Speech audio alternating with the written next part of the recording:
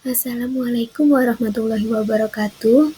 Di video pembelajaran kali ini, kita membahas tema 1, pertumbuhan dan perkembangan makhluk hidup. Subtema 3, pertumbuhan hewan. Untuk kelas 3 SD atau MI. Pembelajaran 3 yang terdiri dari karya dekoratif, ciri-ciri makhluk hidup ikan, dan operasi hitung bilangan cacah. Ikan merupakan salah satu contoh makhluk hidup. Bentuk dan jenis ikan yang beraneka ragam dapat menjadi sumber ide dalam membuat sebuah karya gambar hias yang bermotif hewan. Gambar hias bermotif ikan adalah gambar ikan yang disederhanakan. Meskipun disederhanakan, gambar hias tidak meninggalkan bentuk aslinya. Keindahan gambar hias terletak pada warna, garis, dan bentuk motifnya. Ciri-ciri ikan. Yang pertama, ikan bernapas dengan insang. Yang kedua, ikan bergerak dengan cara berenang menggunakan sirip. Ketiga, ikan hidup di air. Dan yang terakhir, ikan berkembang biak dengan cara bertelur.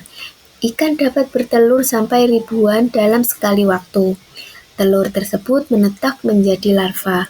Larva tumbuh menjadi ikan kecil, kemudian ikan kecil menjadi ikan dewasa. Operasi hitung bilangan cacah. Contoh, sebuah peternakan ikan hias dapat menghasilkan 120 ekor dalam waktu 1 bulan. Berapa banyak ikan hias yang dihasilkan peternak tersebut dalam waktu 2 bulan? Nah, dalam waktu 2 bulan, banyaknya ikan hias yang dihasilkan adalah 120 tambah 120 sama dengan 240 ekor. Dalam perkalian dapat ditulis 2 kali 120 sama dengan 240. Berlaku sifat pertukaran seperti 2 kali 120 sama dengan 120 dikali 2. Kalikan masing-masing bilangan dengan 2, lalu jumlahkan. 2 dikali 100 sama dengan 200, itu ratusan. Selanjutnya 2 dikali 20 sama dengan 40, atau puluhan. Nah, selanjutnya dijumlahkan. 200 ditambah 40 sama dengan 240. Pembelajaran 4. Yang pertama, daur hidup kupu-kupu. Yang kedua, meniru gerak sesuai tahapan daur hidup kupu-kupu. Yang ketiga, pengalaman Pancasila sila kedua. Nah, pada pembahasan yang pertama, tahap-tahap pertumbuhan dan perkembangan makhluk hidup dari kecil hingga dewasa disebut daur hidup. Kupu-kupu termasuk kelompok serangga. Daur hidup kupu-kupu disebut juga metamorfosis kupu-kupu. Daur hidup kupu-kupu. Nah, di sini terdapat gambar daur hidup kupu-kupu.